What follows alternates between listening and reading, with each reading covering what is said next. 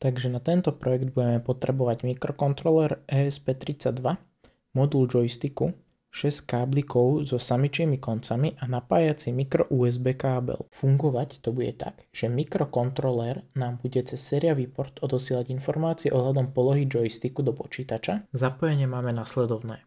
Pin GND je zapojený na uzemnenie, pin plus 5 V je zapojený na pin 3V3 a piny pre os X, os Y a tlačidlo sú zapojené na piny GPIO 27, 26 a 25. Tu máme náš program v MicroPythone. Najprv si importujeme triedy ADC a pin z knižnice Machine, ktoré nám slúžia na prácu s analogovými vstupmi mikrokontroléra. Ďalej si importujeme knižnicu Time.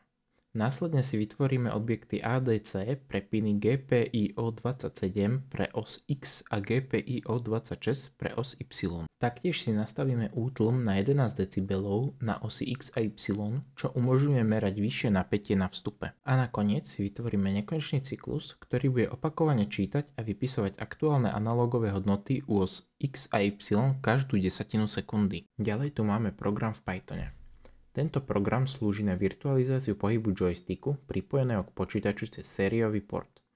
Na začiatku sa importujú potrebné knižnice Serial a Threading na komunikáciu so sériovým portom a prácu s vláknami a TK Inter na vytvorenie grafického rozhrania. Program otvorí sériový port s označením COM4 a rýchlosťou 115 200 bajtov.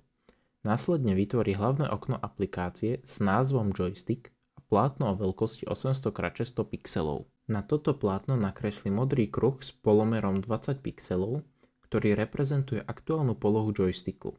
Jeho počiatočná pozícia je v strede plátna. V samostatnom vlákne beží funkcia, ktorá v nekonečnej slučke číta údaje zo sériového portu. Každý prijatý riadok dekóduje a ak obsahuje čiarku, rozdelí ho na dve hodnoty X a Y. Tieto hodnoty predstavujú polohu joysticku, pričom sa od nich odpočíta stredová hodnota 2048 a výsledok sa videli 100, čím sa získa zmena polohy. Nové hodnoty X a Y sa pripočítajú k aktuálnej pozícii kruhu. Program zároveň zabezpečí, aby kruh nevyšiel mimo okraja plátna. Pozícia sa obmedzí na povolené hranice. Ďalšia funkcia pravidelne, každých 50 milisekúnd, aktualizuje pozíciu kruhu na plátne podľa najnovších údajov zo sériového portu.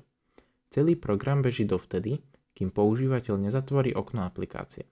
Výsledkom je plynulé grafické zobrazenie pohybu joysticku v reálnom čase.